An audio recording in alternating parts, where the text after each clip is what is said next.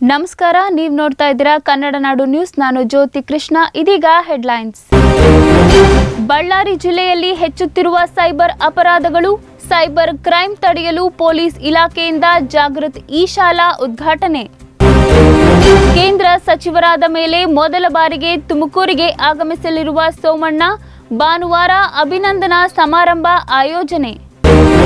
ಬಳ್ಳಾರಿ ಗ್ರಾಮಾಂತರ ಪೊಲೀಸರ ಕಾರ್ಯಾಚರಣೆ, 2 ಆರೋಪಿಗಳ ಬಂಧನ, 17 ಲಕ್ಷ ಮೌಲ್ಯದ ಬಂಗಾರದ ಆಭರಣಗಳು ವಶ. ಬಳ್ಳಾರಿ ಜಿಲ್ಲಾ ಪೊಲೀಸ್ ಇಲಾಖೆಯ ಜಾಗೃತ್ ಯೋಜನೆಗಾಗಿ ನವೀಕರಿಸಲಾದ ಪೊಲೀಸ್ ಇ-ಶಾಲಾ ಕಟ್ಟಡವನ್ನು ಬಳ್ಳಾರಿ ವಲಯ ಪೊಲೀಸ್ ಮಹಾನಿರೀಕ್ಷಕ BS ಲೋಕೇಶ್ ಕುಮಾರ್ ಉದ್ಘಾಟಿಸಿದರು. ಬಳ್ಳಾರಿ ಜಿಲ್ಲಾ ಪೊಲೀಸ್ ಇಲಾಖೆಯ ಜಾಗೃತ್ ಯೋಜನೆಗಾಗಿ ನವೀಕರಿಸಲಾದ ಪೊಲೀಸ್ ಇ-ಶಾಲಾ ಕಟ್ಟಡವನ್ನು ಬಳ್ಳಾರಿ ವಲಯದ ಪೊಲೀಸ್ ಮಹಾನಿರೀಕ್ಷಕ BS ಲೋಕೇಶ್ ಕುಮಾರ್ ಅವರು ರಿಬ್ಬನ್ ಕತ್ತರಿಸುವ ಮೂಲಕ ಉದ್ಘಾಟಿಸಿದರು. ಈ ವೇಳೆ ಮಾಧ್ಯಮದವರೊಂದಿಗೆ ಮಾತನಾಡಿದ ಅವರು, ಇತ್ತೀಚೆಗೆ ಸೈಬರ್ ಅಪರಾಧಗಳು ಹೆಚ್ಚಾಗುತ್ತಿದ್ದು, ಅವುಗಳನ್ನು ತಡೆಯುವ ನಿಟ್ಟಿನಲ್ಲಿ ಈಗಾಗಲೇ ಜಾಗೃತ್ ಎಂಬ ವೆಬ್ಸೈಟ್ ಮೂಲಕ ಅರಿವು ಮೂಡಿಸಲಾಗುತ್ತಿದೆ. ಅದರ ಜೊತೆಗೆ ಇನ್ನಷ್ಟು ಹೆಚ್ಚಿನದಾದ ಅರಿವು ಮೂಡಿಸುವ ನಿಟ್ಟಿನಲ್ಲಿ ಪೊಲೀಸ್ ಇ-ಶಾಲಾ ಕಟ್ಟಡವನ್ನು ಉದ್ಘಾಟಿಸಲಾಗಿದೆ ಎಂದು ತಿಳಿಸಿದರು. ಏನು ಈ ಜಾಗೃತ್ ಅಂತ ನಾವು ಹೊಸದಾಗಿ ಪ್ರಾರಂಭ ಮಾಡಿದ್ದೀವಿ. ಇದು ಬಳ್ಳಾರಿ ಜಿಲ್ಲಾ ಪೊಲೀಸಿನ ಒಂದು ವಿನೂತನ ಮತ್ತು ಹೊಸ ಪ್ರಯತ್ನ ಆಗಿದೆ. ಈಗಾಗಲೇ ತಮಗೆಲ್ಲ ಗೊತ್ತಿರ್ಬೋದು, ಬಳ್ಳಾರಿ ಜಿಲ್ಲಾ ಪೊಲೀಸಿಂದ ಜಾಗೃತ್ ಅಂತ ಒಂದು ವೆಬ್ಸೈಟ್ ಇದೆ. ಅದರಲ್ಲಿ ನೀವು ನೋಡಿದರೆ ಈ ಇತ್ತೀಚಿನ ದಿನಗಳಲ್ಲಿ ಎಲ್ಲರೂ ಜಾಸ್ತಿ ಉಪಯೋಗಿಸ್ತಾ ಇರೋದು ಇಂಟರ್ನೆಟ್ಟು, ಮೊಬೈಲ್ಸು. ಇದರಿಂದ ಎಲ್ಲ ತಮ್ಮ ದೈನಂದಿನ ಕೆಲಸಗಳನ್ನು ಅದರಿಂದನೇ ಮಾಡ್ತಾಯಿದ್ದಾರೆ. ಅಂದರೆ ಜಾಸ್ತಿ ಹೆಚ್ಚಾಗಿ ಹಣಕಾಸಿನ ವ್ಯವಹಾರಗಳನ್ನು ಮೊಬೈಲ್, ಇಂಟರ್ನೆಟ್ ಮೂಲಕನೇ ಮಾಡ್ತಾಯಿದ್ದಾರೆ. ಅದರಿಂದ ಎಷ್ಟು ಉಪಯೋಗ ಇದೆ, ಕೆಲವೊಮ್ಮೆ ತೊಂದರೆಗಳು ಕೂಡ ಇದೆ. ಅದನ್ನು ಯಾವ ರೀತಿ ನಾವು ಪರಿಹರಿಸ್ಕೊಳ್ಬೋದು ಅನ್ನೋದನ್ನು ನಮ್ಮ ಜಾಗೃತ್ ವೆಬ್ಸೈಟಲ್ಲಿ ತಮಗೆ ಗೊತ್ತಿದೆ. ಅದರ ಮುಂದುವರೆದ ಭಾಗವಾಗಿ ನಾವು ಈ ಒಂದು ಕಚೇರಿಯನ್ನು ಇವತ್ತು ಪ್ರಾರಂಭ ಮಾಡಿದ್ದೀವಿ. ಇದು ಒಂದು ರೀತಿ ನಮ್ಮ ಜಾಗೃತ್ ಇದಕ್ಕೆ ಕಂಟ್ರೋಲ್ ರೂಮು ಮತ್ತು ಪರಿಹಾರ ಕೊಡುವ ಕೇಂದ್ರ ಅಂತ ಹೇಳ್ಬೋದು. ಇಲ್ಲಿಂದ ನಾವು ನೇರವಾಗಿ ನಮ್ಮ ಜಿಲ್ಲೆಯ ಮತ್ತು ನಗರದ ಎಲ್ಲ ಶಾಲಾ ಕಾಲೇಜುಗಳಿಗೆ ಅಥವಾ ಬೇರೆ ಬೇರೆ ಕಚೇರಿಗಳಿಗೆ ನಾವು ಸಂಪರ್ಕಿಸಿ ಅವರಿಗೆ ಹೊಸ ಹೊಸ ವಿಷಯಗಳನ್ನು ನಾವು ತಿಳಿಸ್ಕೊಡ್ಬೋದು. ಮುಖ್ಯವಾಗಿ ಸೈಬರು ಫ್ರಾಡ್ಸ್ ಯಾವ ಥರ ಆಗುತ್ತೆ, ನಾವು ಯಾವ ರೀತಿ ಎಚ್ಚರಿಕೆ ವಹಿಸಬೇಕು, ಯಾವ ರೀತಿ ನಾವು ವ್ಯವಹಾರ ಮಾಡಬೇಕು ಅಂತ ತಿಳಿಸ್ಕೊಡ್ಬೋದು. ಜೊತೆಗೆ ಕೂಡ ನಮ್ಮ ಟ್ರಾಫಿಕ್ ಬಗ್ಗೆನೂ ಅವೇರ್ನೆಸ್ ಬಗ್ಗೆ, ಬೇರೆ ಬೇರೆ ಅಪರಾಧ ಪ್ರಕರಣಗಳ ಬಗ್ಗೆ ಕೂಡ ನಾವು ತಿಳಿಸ್ಬೋದು. ಅದನ್ನು ಇವತ್ತು ನಾನು ಉದ್ಘಾಟನೆ ಮಾಡಿದ್ದೀನಿ. ಭಾಳ ಸಂತೋಷ ಆಗಿದೆ. ನಮ್ಮ ಬಳ್ಳಾರಿ ನಗರದ ಸಾರ್ವಜನಿಕರು ಮತ್ತು ನಮ್ಮ ಸ್ಪಾನ್ಸರ್ ಮಿನರಲ್ ಸ್ಟಿಲ್ಸ್ ಅವರು ಈ ಒಂದು ಇದನ್ನು ಮಾಡಿಕೊಟ್ಟಿದ್ದಾರೆ. ಅವರಿಗೆ ನಾವು ಆಭಾರಿಯಾಗಿದ್ದೇವೆ. ಇದು ನಗರದ ಜನರಿಗೆ ಮತ್ತು ಬಳ್ಳಾರಿ ಜನರಿಗೆ ಬಹಳ ಸಹಾಯ ಆಗುತ್ತೆ ಅಂತ ನಾನು ನಂಬಿದ್ದೇನೆ. ವಿಜಯನಗರ ಜಿಲ್ಲೆಯಾದ್ಯಂತ ಕಳೆದ 2-3 ದಿನಗಳಿಂದ ಎಡಬಿಡದೆ ಸುರಿಯುತ್ತಿದ್ದ ಮಳೆ ಜನಜೀವನ ಅಸ್ತವ್ಯಸ್ತವಾಗಿಸಿದೆ. ರಸ್ತೆಯಲ್ಲಿ ಮಳೆ ನೀರು ಸಂಗ್ರಹವಾಗಿದ್ದು ನಾಗರಿಕರು ಪರದಾಡಿದರು. ವಿಜಯನಗರ ಜಿಲ್ಲೆಯಾದ್ಯಂತ ಕಳೆದ 2-3 ದಿನಗಳಿಂದ ಎಡಬಿಡದೆ ಮಳೆ ಸುರಿಯುತ್ತಿದ್ದು ಜನಜೀವನ ಅಸ್ತವ್ಯಸ್ತವಾಗಿದೆ. ರಸ್ತೆಯಲ್ಲಿ ಮಳೆ ನೀರು ಸಂಗ್ರಹವಾಗಿದ್ದು ನಾಗರಿಕರು ಪರದಾಡುವಂತಾಗಿತ್ತು. ಕಾರ್ಖಾನೆ, ಕಚೇರಿ ಕೆಲಸ ಕಾರ್ಯಗಳಿಗೆ ಹೋದ ನೌಕರರು ಮಳೆಯಲ್ಲಿ ನೆಂದುಕೊಂಡು ಮನೆ ಸೇರುವಂತಾಗಿತ್ತು. ಅಂಗಡಿ ಮುಂಗಟ್ಟುಗಳು ಜನರಿಲ್ಲದೆ ಬಿಕೋ ಎನ್ನುತ್ತಿದ್ದವು. ಹೊಸಪೇಟೆ ನಗರದ ತಗ್ಗು ಪ್ರದೇಶದಲ್ಲಿ ನೀರು ಸಂಗ್ರಹವಾಗಿದ್ದು ಚರಂಡಿಗಳು ತುಂಬಿ ಹರಿದು ರಸ್ತೆಯಲ್ಲಿ ತ್ಯಾಜ್ಯ ಹರಿದಾಡುತ್ತಿತ್ತು. ನಗರದ ರಾಣಿಪೇಟೆ ಪ್ರದೇಶದಲ್ಲಿ ಮಳೆ ನೀರು ಮನೆಗಳಿಗೆ ನುಗ್ಗಿ ಅವಾಂತರ ಸೃಷ್ಟಿಯಾಗಿತ್ತು. ಕಾಲೇಜ್ ರಸ್ತೆ, ಮೂರಂಗಡಿ ಸರ್ಕಲ್, ಹಂಪಿ ರಸ್ತೆಯಲ್ಲಿ ನೀರು ಸಂಗ್ರಹವಾಗಿ ಮಳೆ ನೀರಿನಲ್ಲಿ ಜನರು ತಿರುಗಾಟ ನಡೆಸಿದರು. ಸರಗಳ್ಳತನ ಮಾಡಿದ್ದ 2 ಆರೋಪಿತರನ್ನ ಬಂಧಿಸಿದ್ದು, ಆರೋಪಿತರಿಂದ 295 ಗ್ರಾಂ ಬಂಗಾರದ ಆಭರಣಗಳನ್ನು ವಶಪಡಿಸಿಕೊಳ್ಳಲಾಗಿದೆ ಎಂದು ಜಿಲ್ಲಾ ಪೊಲೀಸ್ ವರಿಷ್ಠಾಧಿಕಾರಿ ರಂಜಿತ್ ಕುಮಾರ್ ಬಂಡಾರು ತಿಳಿಸಿದ್ದಾರೆ. ಬಳ್ಳಾರಿಯಲ್ಲಿ ದಿನೇ ದಿನೇ ಕಳವು ಪ್ರಕರಣಗಳು ಹೆಚ್ಚಾಗುತ್ತಿವೆ. ಅಂತೆಯೇ ಬಳ್ಳಾರಿ ಗ್ರಾಮಾಂತರ ಠಾಣಾ ವ್ಯಾಪ್ತಿಯಲ್ಲಿ ನಡೆದ ಸರಗಳ್ಳತನ ಪ್ರಕರಣಗಳ ಬೆನ್ನತ್ತಿದ್ದ ಪೊಲೀಸರು ಸರಗಳ್ಳತನ ಮಾಡಿದ ಮಂಜು, ರಾಮದಾಸ್ ಎಂಬ 2 ಆರೋಪಿತರನ್ನ ಬಂಧಿಸಿದ್ದು, ಆರೋಪಿತರಿಂದ 17,70,000 ಮೌಲ್ಯದ 295 ಗ್ರಾಂ ಬಂಗಾರದ ಆಭರಣಗಳನ್ನು ಹಾಗೂ 1 ಲಕ್ಷ ಮೌಲ್ಯದ ಒಂದು TVS ಕಂಪನಿಯ ರೈಡರ್ ಮೋಟಾರ್ ಸೈಕಲ್ ಅನ್ನು ಜಪ್ತು ಮಾಡಿಕೊಳ್ಳಲಾಗಿದೆ ಎಂದು ಜಿಲ್ಲಾ ಪೊಲೀಸ್ ವರಿಷ್ಠಾಧಿಕಾರಿ ರಂಜಿತ್ ಕುಮಾರ್ ಬಂಡಾರು ತಿಳಿಸಿದ್ದಾರೆ. ಕೆಲವು ಕಡೆ ನಮ್ಮವರಿಗೆ ಸಿಸಿ ಫುಟೇಜ್ ಸಿಕ್ತು.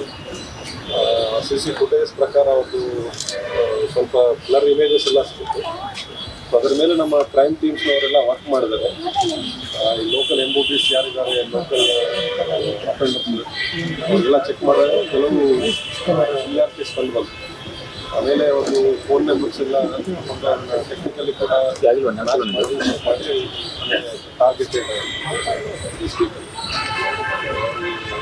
ಡಿಟೈನ್ ಮಾಡಿದಾಗ ಅವರು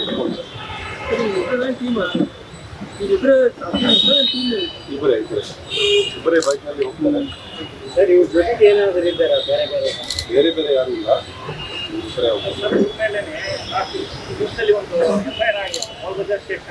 ಓಕೆ,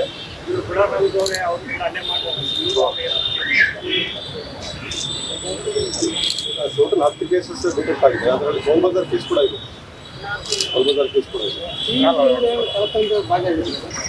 ಇದರಲ್ಲಿ ಒಬ್ಬರು ಎಬ್ಬೋದಿದ್ದಾರೆ, ಮಂಜು ಅಂತ.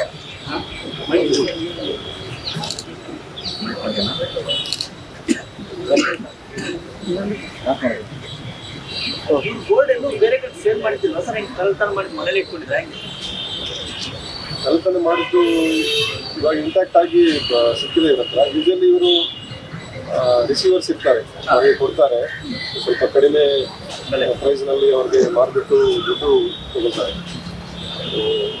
ಆ ಥರ ಮಾಡ್ತಿರ್ತಾರೆ. ಮತ್ತು ನನಗೆ ಇಂಟ್ಯಾಕ್ಟ್ ಆಗಿ ಸಿಕ್ತು ಲಾಸ್ಟ್ 6 months ಅಲ್ಲ 2 months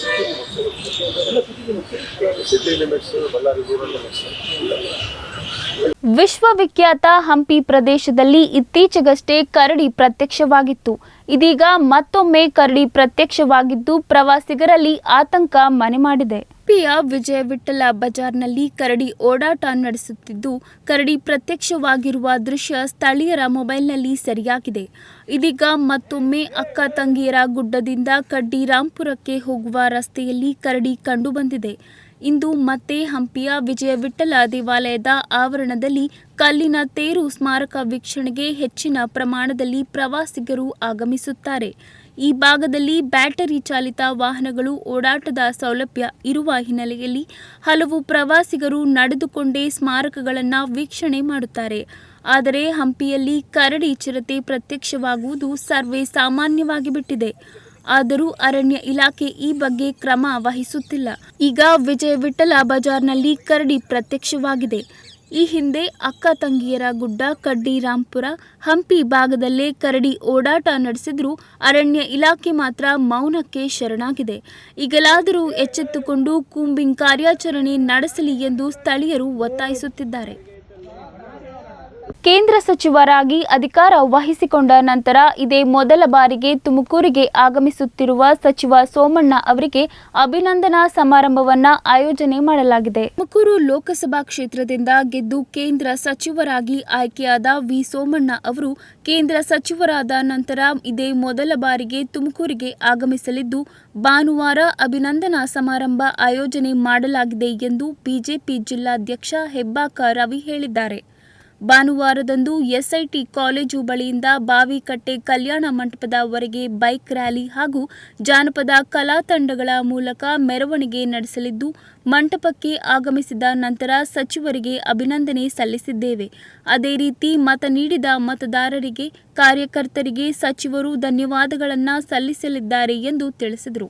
ತುಮಕೂರು ಲೋಕಸಭಾ ಕ್ಷೇತ್ರದಿಂದ ಇತಿಹಾಸದಲ್ಲಿ ಮೊದಲನೇ ಬಾರಿಗೆ ಕೇಂದ್ರ ಸಚಿವರಾಗಿರ್ತಕ್ಕಂಥ ವಿ ಸೋಮಣ್ಣ ಅವರು ಮತ್ತೆ ಅದಕ್ಕೆ ಕಾರಣಕರ್ತರಾದಂತಹ ಮತದಾರರಿಗೆ ಮತ್ತು ಕಾರ್ಯಕರ್ತರಿಗೆ ಒಂದು ಧನ್ಯವಾದವನ್ನು ಒಂದು ಕಾರ್ಯಕ್ರಮವನ್ನ ನಾವು ಭಾನುವಾರ ಬೆಳಗ್ಗೆ 11 ಗಂಟೆಗೆ ಬಾವಿಕಟ್ಟೆ ಕಲ್ಯಾಣ ಮಂಟಪದಲ್ಲಿ ಏರ್ಪಾಡು ಮಾಡಿದ್ದಾರೆ. ಅವತ್ತು SIT ಮೈನ್ ಗೇಟ್ ಇಂದ ನಮ್ಮ ಕಾರ್ಯಕರ್ತರು JDS ಮತ್ತು ಬಿಜೆಪಿ ಒಟ್ಟು ಕಾರ್ಯಕರ್ತರು ಮೋಟರ್ ಸೈಕಲ್ ರ್ಯಾಲಿಯಲ್ಲಿ ಅವ್ರನ್ನ ಬಾವಿಕಟ್ಟೆ ಕಲ್ಯಾಣ ಮಂಟಪದವರೆಗೂ ಬಂದು ಆ ರ್ಯಾಲಿಯಲ್ಲಿ ಅವ್ರನ್ನ ಕರೆತಂದು ಅಲ್ಲಿ ಒಂದು ಕಾರ್ಯಕ್ರಮವನ್ನ ಮತದಾರರಿಗೆ ಮತ್ತು ಕಾರ್ಯಕರ್ತರಿಗೆ ಕೃತಜ್ಞತಾ ಸಮಾರಂಭವನ್ನು ಏರ್ಪಾಡು ಮಾಡಿದ್ದಾರೆ. ಅದಕ್ಕೆ ಜಿಲ್ಲೆಯಿಂದ ನಮ್ಮೆಲ್ಲ ಕಾರ್ಯಕರ್ತ ಬಂಧುಗಳು ಎಲ್ಲ 8 ಲೋಕ ವಿಧಾನಸಭಾ ಕ್ಷೇತ್ರದಿಂದ JDS ಮತ್ತು ಬಿಜೆಪಿ ಎಲ್ಲ ಕಾರ್ಯಕರ್ತರು ಮತ್ತೆ ನಾಗರಿಕ ಬಂಧುಗಳು ಹೆಚ್ಚಿನ ಸಂಖ್ಯೆಯಲ್ಲಿ ಆ ಕಾರ್ಯಕ್ರಮದಲ್ಲಿ ಭಾಗವಹಿಸ್ತಾರೆ. ಮತ್ತೆ ನಾಳೆ ಅವರು ಇವತ್ತು ಬೆಂಗಳೂರು ಬರ್ತಾರೆ. ನಾಳೆ ತುಮಕೂರಿನ ಸಿದ್ಧಗಂಗಾ ಮಠ ಮತ್ತೆ ಬೆಳ್ಳಾವಿ ಮಠ, ಯಲೆರಾಂಪುರ ಮಠ, ಸಿದ್ದರ ಬೆಟ್ಟ, ಗೋಡೆಕೆರೆ, ಗಂಗಾಪುರ, ನೊಣವಿನಕೆರೆ ಹಾಗೆ ಅನೇಕ ಮಠಗಳನ್ನ ನಾಳೆ ಅವರು ಭೇಟಿ ಮಾಡಿ ಸ್ವಾಮೀಜಿಗಳವರ ಆಶೀರ್ವಾದ ಪಡೆದಿದ್ದಾರೆ. ನಾವು ಭಾರತೀಯ ಜನತಾ ಪಾರ್ಟಿ ಮತ್ತು JDS ಎರಡೂ ಪಕ್ಷದ ಕಾರ್ಯಕರ್ತರು ಮೊದಲನೇ ಬಾರಿಗೆ ತುಮಕೂರಿಗೆ ಒಂದು ಕೇಂದ್ರ ಸಚಿವ ಸ್ಥಾನ ಸಿಕ್ಕಿರುವಂತಹ ಈ ಸಂದರ್ಭದಲ್ಲಿ ಅವರು 2 ಸ್ಟೇಟ್ ಮಿನಿಸ್ಟರ್ ಆಗಿರೋ ಒಂದು ರೈಲ್ವೇಸ್ ಮತ್ತೆ ಒಂದು ಜಲಶಕ್ತಿ ಎರಡೂ ಕ್ಷೇತ್ರಗಳಲ್ಲಿ ತುಮಕೂರು ಜಿಲ್ಲೆಗೆ ಅನೇಕ ಅಭಿವೃದ್ಧಿ ಕಾರ್ಯಗಳನ್ನ ನಾವು ಕಾರ್ಯಕರ್ತರು ಎಕ್ಸ್ಪೆಕ್ಟ್ ಮಾಡಿದೀವಿ, ಮತ್ತೆ ಮತದಾರರು ಎಕ್ಸ್ಪೆಕ್ಟ್ ಮಾಡಿದ್ದಾರೆ. ಸೊ ಆ ನಿಟ್ಟಿನಲ್ಲಿ ಅವ್ರನ್ನ ನಾವು ಭವ್ಯವಾಗಿ ಸ್ವಾಗತವನ್ನ ಕೋರಿ ಭಾನುವಾರ ಆ ಒಂದು ಮತದಾರರಿಗೆ ಮತ್ತು ಕಾರ್ಯಕರ್ತರಿಗೂ ಕೂಡ ಧನ್ಯವಾದ ಮತ್ತು ಕೃತಜ್ಞತೆಯನ್ನು ಹೇಳುವಂತ ಸಮಾರಂಭವನ್ನು ಇಟ್ಕೊಂಡಿದ್ದೇನೆ. ಆ ಒಂದು ಸಮಾರಂಭಕ್ಕೆ ಬಾವಿಕಟ್ಟೆ ಕಲ್ಯಾಣ ಮಂಡಳಿಗೆ ಪತ್ರಿಕಾ ಮಿತ್ರರ ತಮ್ಮನ್ನು ಕೂಡ ಪರ್ಸನಲ್ಗೂ ಆಹ್ವಾನ ಕೊಡ್ತಾ ಇದ್ದೀವಿ, ಈ ಮೂಲಕನೂ ತಮಗೆ ಆಹ್ವಾನ ಕೊಡ್ತೀವಿ. ಅನೇಕ ರೀತಿಯಲ್ಲಿ ಚುನಾವಣೆ ಸಂದರ್ಭದಲ್ಲಿ ನಮ್ಮ ಕಾರ್ಯಕರ್ತರ JDS ಮತ್ತು ಬಿಜೆಪಿಯ ಸರ್ಕಾರಗಳ ಯೋಜನೆಗಳನ್ನ ಜನರನ್ನು ತಲುಪಿಸುವಲ್ಲಿ ತಮ್ಮದು ಪಾತ್ರ ಅತ್ಯಂತ ಯಶಸ್ವಿಯಾಗಿದೆ.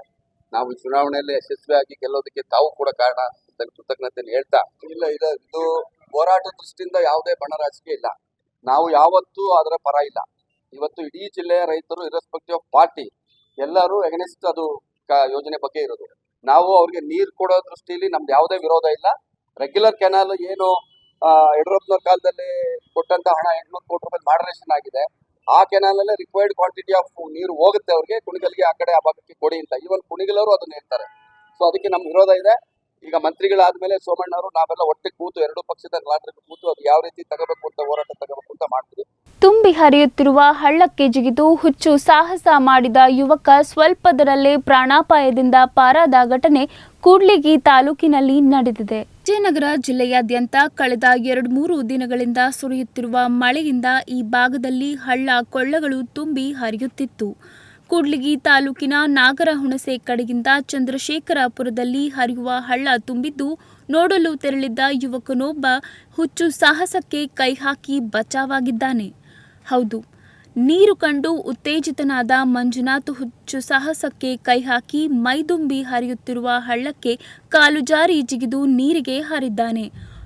ನೋಡುತ್ತಿದ್ದಂತೆ ಮಂಜುನಾಥ್ ಸೇತುವೆ ಕಿಂಡಿಯಲ್ಲಿ ತೂರಿ ನೀರಿನ ಸೆಳೆತಕ್ಕೆ ಕೊಚ್ಚಿ ಹೋಗುವ ಅಪಾಯಕ್ಕೆ ಸಿಲುಕಿದ್ದಾನೆ. ಕೊನೆಗೂ ಹೇಗೋ ಪ್ರಾಣಾಪಾಯದಿಂದ ತಪ್ಪಿಸಿಕೊಂಡ ಯುವಕ ಬಚಾವಾಗಿದ್ದಾನೆ.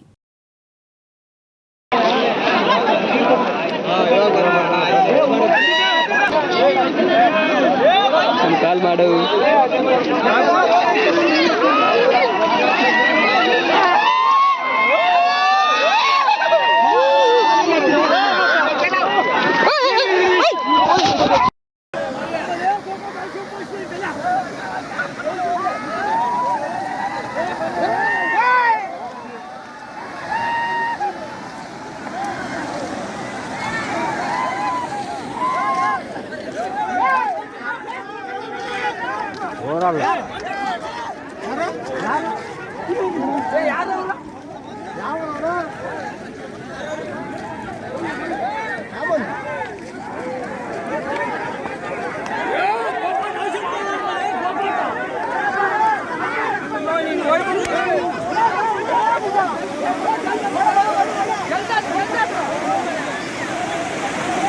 ये बितना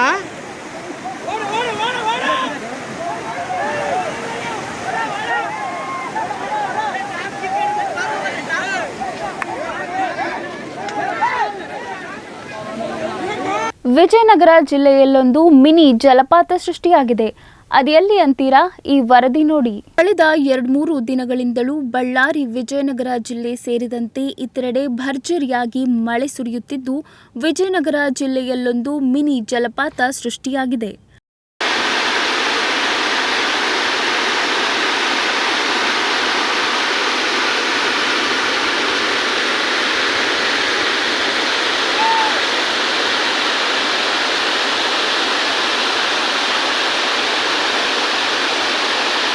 ಹೌದು, ವಿಜಯನಗರ ಜಿಲ್ಲೆಯ ಹೊಸಪೇಟೆ ತಾಲೂಕಿನ ಬೈಲು ವದ್ದಿಗೇರಿ ಗ್ರಾಮದ ಹೊರವಲಯದಲ್ಲಿರುವ ಶ್ರೀ ಸಿದ್ದೇಶ್ವರ ದೇವಾಲಯ ಬಳಿ ಗುಡ್ಡದಿಂದ ಮಳೆ ನೀರು ಕೆಳಗಿಳಿದು ಜಲಪಾತ ಸೃಷ್ಟಿ ಮಾಡಿದ್ದು ನೋಡುಗರ ಕಣ್ಮನ ಸೆಳೆಯುತ್ತಿದೆ. ಸತತ ಮಳೆಯಿಂದಾಗಿ ಈ ಜಲಪಾತ ಸೃಷ್ಟಿಯಾಗಿದ್ದು, ಸ್ಥಳೀಯರು ಸೇರಿದಂತೆ ಅಕ್ಕಪಕ್ಕದ ಗ್ರಾಮಸ್ಥರು ಮಿನಿ ಜಲಪಾತವನ್ನ ನೋಡಲು ಮುಗಿಬೀಳುತ್ತಿದ್ದಾರೆ ಎಂದು ತಿಳಿದುಬಂದಿದೆ. ಹೇಮಾವತಿ ಎಕ್ಸ್‌ಪ್ರೆಸ್ ಲಿಂಕ್ ಕೆನಾಲ್ ವಿರೋಧಿ ಹೋರಾಟ ಸಮಿತಿ ವತಿಯಿಂದ ತುಮಕೂರು ಜಿಲ್ಲೆ ಬಂದ್ ಮಾಡಿ ಪ್ರತಿಭಟನೆ ನಡೆಸುವ ನಿಟ್ಟಿನಲ್ಲಿ ಪೂರ್ವಭಾವಿ ಸಭೆ ನಡೆಸಲಾಯಿತು.